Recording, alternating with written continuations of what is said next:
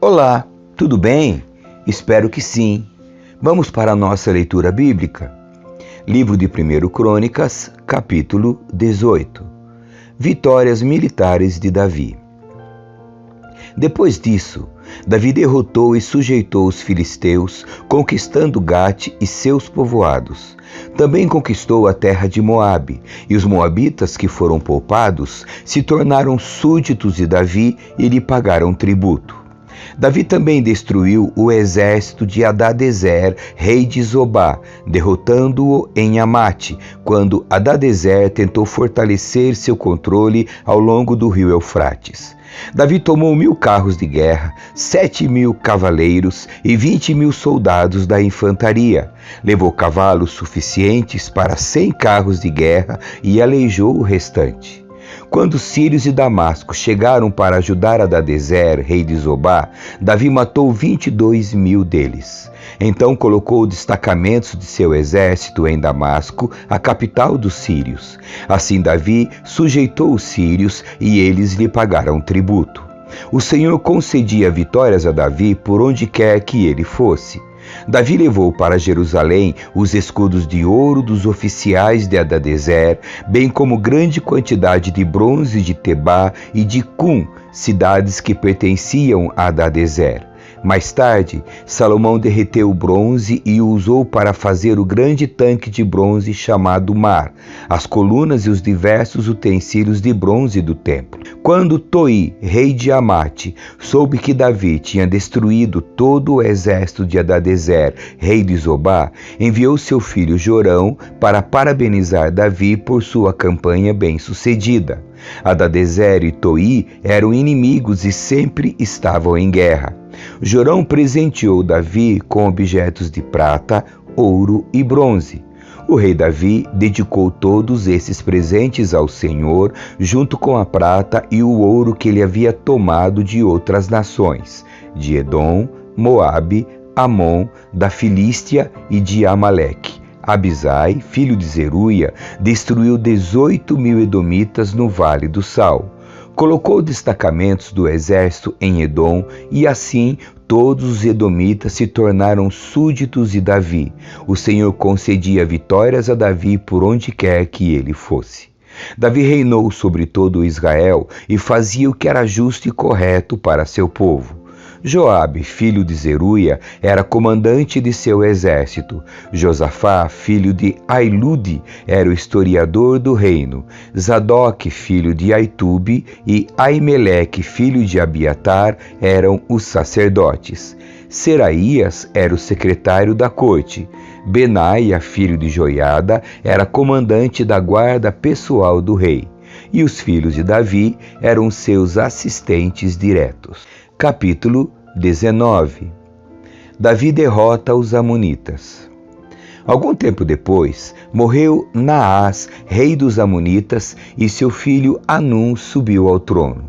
Davi disse: vou demonstrar lealdade a Anum, assim como seu pai Naás sempre foi leal a mim. Então Davi enviou representantes para expressar seu pesar a Anum pela morte do pai dele.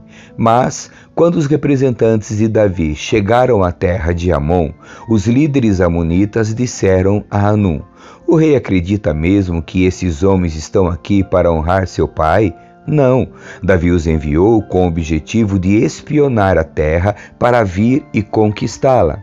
Então Anum prendeu os representantes de Davi, raspou a barba de cada um, cortou metade de suas roupas até as nádegas e os mandou de volta a Davi. Quando Davi soube o que havia acontecido, enviou mensageiros ao encontro dos homens para que lhes dissessem: fiquem em Jericó até que sua barba tenha crescido e voltem em seguida, pois estavam muito envergonhados. Quando Anom e os amonitas perceberam quanto haviam enfurecido Davi, enviaram 35 toneladas de prata para Airã-Naarim, Aram-Maaca e Zobá, a fim de contratarem seus carros de guerra e cavaleiros. Também contrataram 32.000 carros de guerra e obtiveram o apoio do rei de Maaca e de seu exército. Esses soldados acamparam em Medeba, onde se juntaram a ele tropas amonitas que Hanum havia recrutado em suas próprias cidades. Davi foi informado disso e enviou Joabe e todos os seus guerreiros para lutarem contra eles. As tropas amonitas avançaram e formaram sua frente de batalha à entrada da cidade, enquanto os outros reis se posicionaram para lutar nos campos abertos. Joabe viu que teria de lutar em duas frentes ao mesmo tempo. Por isso escolheu alguns dos melhores guerreiros de Israel e os pôs sob seu comando pessoal para enfrentar os sírios. Deixou o restante do exército sob o comando de seu irmão Abisai, que atacou os amonitas. Joabe disse a seu irmão: se os sírios forem fortes demais para mim, venha me ajudar. E se os amonitas forem fortes demais para você, eu irei ajudá-lo. Coragem, lutemos bravamente por nosso povo e pelas cidades do nosso Deus, e que seja feita a vontade do Senhor. Joabe e suas tropas atacaram e os sírios começaram a fugir. Quando os amonitas viram que os sírios batiam em retirada, também fugiram de Abisai e recuaram para dentro da cidade. Então Joabe voltou para Jerusalém. Os sírios viram que não tinham como enfrentar Israel. Assim, enviaram mensageiros para convocar mais soldados do outro lado do rio Eufrates. Essas tropas eram conduzidas por Soboque, comandante do exército de Hadadezer. Quando Davi foi informado do que estava acontecendo, reuniu todo Israel, atravessou o Jordão e posicionou suas tropas em formação de batalha. Entrou em combate com os sírios que lutaram contra ele.